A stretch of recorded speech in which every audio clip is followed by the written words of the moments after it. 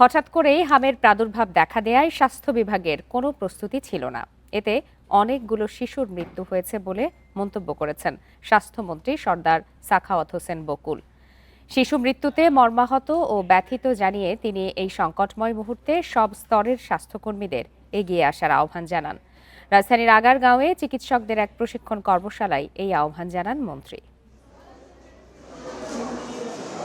আইসিডিডিআরবির গবেষণা বলছে হাসপাতালে ভর্তি হওয়া হাম আক্রান্তদের প্রায় ৩০% শিশুর নিউমোনিয়া দেখা দেয়। এর চিকিৎসায় বাবুল সিপ্যাপের ব্যবহার বিষয়ে বৃহস্পতিবার সকালে প্রশিক্ষণ কর্মশালার আয়োজন করে শিশু হাসপাতাল ও আইসিডিডিআরবি। এতে অংশ নেন স্বাস্থ্যমন্ত্রী সর্দার সাখাওয়াত হোসেন বকুল। কর্মশালায় তিনি বলেন, স্বাস্থ্যকর্মীদের অনেক সংকট আছে যা অতি দ্রুত সমাধানের চেষ্টা চলছে, কিন্তু তার আগে হামের কারণে এখন যে সংকটময় মুহূর্ত তৈরি হয়েছে তা প্রতিরোধে চিকিৎসক ও স্বাস্থ্যকর্মীদের যার যার অবস্থান থেকে কাজ করার আহ্বান জানান।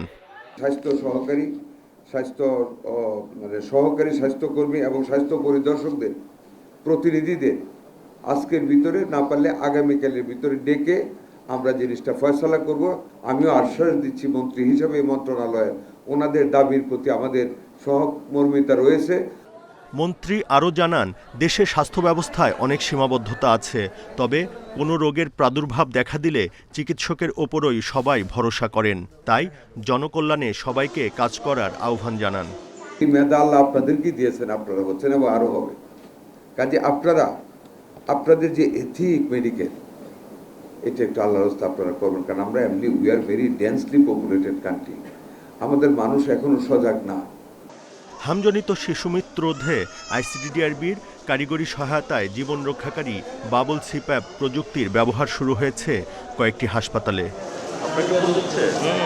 Buddhadeb Kundu, independent news, Dhaka.